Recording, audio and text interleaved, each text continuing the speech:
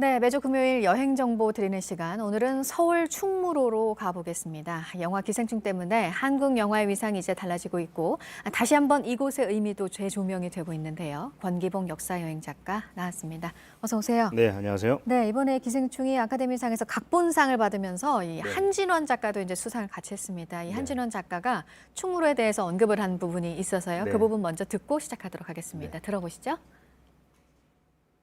미국에 할리우드가 있듯이 한국엔 충무로라는 데가 있습니다. 저의 심장이 충무로 모든 필름 메이커들과 스토리텔러들과 이 영광을 나누고 싶습니다. 감사합니다. 네, 미국에 네. 할리우드가 있다면 우리는 충무로가 있다 이 네. 얘기를 한 겁니다. 충무로 하면 한국 영화, 네. 그러니까 뭐 상징적인 곳이잖아요. 맞습니다. 충무로 같은 경우는 원래 예전 이름은 이제 조선 시대에는 이 진고개라고 많이 불렸어요. 이 땅이 질척거려서 배수가 잘 안 되다 보니까 좀 좋은 땅은 아니었고 좀 몰랑양반이나 서민들의 공간이었는데 이곳에 이제 일제강점기 전후한 시기에 이제 일본인들이 많이 몰려들어서 살게 됩니다. 그랬다가 나중에 비로소 즉 광복 이후에 이 일본인들의 어떤 흔적을 지우자라는 의미에서 이곳에서 태어난 역사적 인물에 이제 호를 하나 붙이게 되는 거죠. 바로 이순신 장군이 바로 이 동네 출신인데 그의 이제 이름을 기려서 충무로 이렇게 바꾸게 되는데요. 이후에는 이제 이곳이 영화의 거리로서 이제 1950년대 이후에 이제 발전을 해갑니다. 하면서 충무로란 이름이 이제 우리들 귀에 아주 박히게 되는데요. 충무로라는 이제 이 도로 자체는 사실은 그렇게 길지 않아요. 다만 이 영화인들에게 있어서의 충무로는 하나의 길이라기보다는 영역을 상징을 하는데요.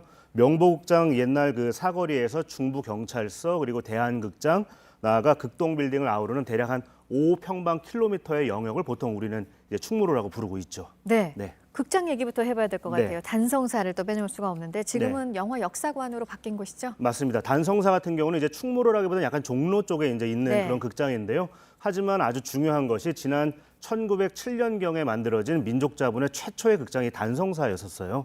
이 단성사는 다만 지금처럼 어떤 영화관으로서 시작됐다기보다는 영화와 어떤 극영화와 이제 일종의 실제 연기를 같이 하는 형태였습니다. 말 그대로 영상이 막 흐르다가 갑자기 배우들이 나와서 연기를 막 하고 또 영상에 나가는 이런 시스템이었는데 이후에 이제 1910년 들어서 상설 영화관이 이제 들어서게 되죠. 바로 경성고등연회관이라는 건데 이거는 충무로에 이제 자리를 잡게 됩니다. 다 사실은 종로 충무로라고 하지만 걸어서 한 10분 내에 아주 가까운 거리인데요. 이 경성고등연회관 이후에 이제 1950년대 들어서 즉 56년에 이제 대한극장이 들어서고요. 또 57년에 명보극장 등등 뭐 스카라 극장이 들어서면서 이 충무로는 한국 영화의 1번지 타이틀을 얻게 됩니다. 네. 네. 영화를 상영한 곳뿐만 아니라 네. 직접 제작을 한 곳이기도 했잖아요. 맞습니다. 일단 기본적으로 1950년대 역시 들어서 영화사들이 하나둘 들어서는데 그중에 변순재라는 제작자가 이곳에 서라벌 영화사를 차리면서 그게 시초가 되면서 이제 충무로 일대 영화사들이 하나둘 들어서고 나중에는 거의 이 일대가 이제 영화 제작사들의 동네가 이제 되었는데요. 이 영화 제작사들만 그럼 있던 것이냐 그렇진 않고요. 통금이 있던 지난 1960, 70년대에는 지금도 이제 그런 문제가 좀 대두되고는 있는데 밤샘 작업을 영화인들이 많이 했었죠. 그 당시에. 그래서 밤 늦게까지 작업을 하다가 집에 가지 못하고 자정 넘어서는 근처 여관으로 가서 작업을 했다고 하는데요. 그래서 충무로 같은 경우는 영화 제작사만이 아니라 여관도 상당히 많았습니다. 네. 한 6, 70개가 5제곱킬로미터 안에 꽉 차 있었으니까 어마어마했던 거죠. 또 이렇게 뭐 여관에서만 작업을 했느냐? 근처 다방에 모여서 뭐 시나리오 작업도 많이 하고 각색도 했다고 하는데요. 대표적으로 뭐 작가와 감독 같은 경우는 동신여관을 많이 애용했다고 하고요. 또 뭐 스타다방 같은 경우는 액션 배우들이 또 배너다방은 역시 감독들이 모여서 아지트 형태로 이제 이용했다고 네. 알려져 있습니다. 물론 지금 가면 이제 그 당시에 여관이나 다방을 많이 찾아보긴 어렵고요.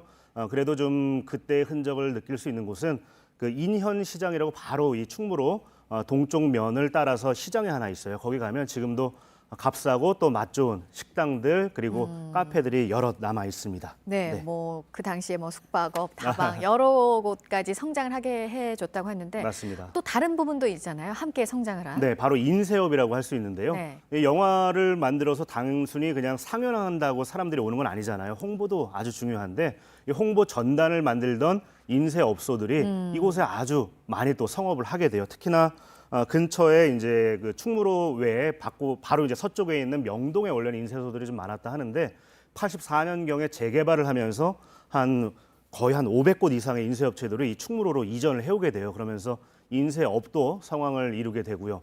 또 인쇄업만이 이렇게 성황을 이룬 건 아니고 이 스타들의 사진을 찍는 사진 스튜디오, 네. 또 사진을 찍은 다음에 혹은 영화 필름을 현상하는 현상소들도 아주 큰 이 업을 이뤄갑니다. 실제로 이 현상소 같은 경우는 제가 대학에 다니다 한 2000년대 초반까지도 아주 성업을 했었는데요. 영화 필름만 현상을 하고 인화를 한 것이 아니라 그 당시에는 35mm 일반적인 필름도 많이 이제 부업 형태로 이 현상 인화를 많이 했는데 저 같은 경우에도 필름 카메라 쓸 때 그런 이제 현상소에 가서 필름을 맡겼던 기억이 있습니다. 네. 네. 이 충무로가 한국 영화의 상징 지역이라는 흔적들이 또 곳곳에 많이 지금도 남아 있는 거잖아요. 네, 일단 지금 한국영화배우협회가 충무로에 자리를 잡고 있고요. 또 이 충무로 하면 많은 사람들이 입구로 생각하는 충무로역이라고 하는 전철역에 가시면 지하에 마치 영화 박물관처럼 여러 이제 자료들을 전시를 쫙 해놨습니다.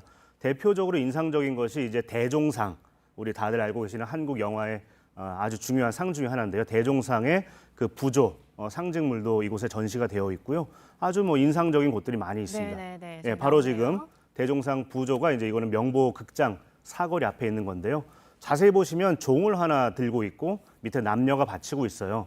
저 종은 에밀레 종입니다. 성덕대왕 신종인데요. 네. 왜 저 종이냐 이제 의아해하실 수가 있는데 지난 1958년경에 정부 주도로 이제 우리 한국 영화도 한국을 넘어서서 세계를 향해서 나아가야 되지 않느냐라는 의미에서 여러 육성 진흥책을 이제 마련하게 됩니다. 그러면서 한국 문화의 이제 정수라고 일컬어졌던 이 성덕대왕 신종, 즉 에밀레종을 상징물로 삼았던 거죠. 네.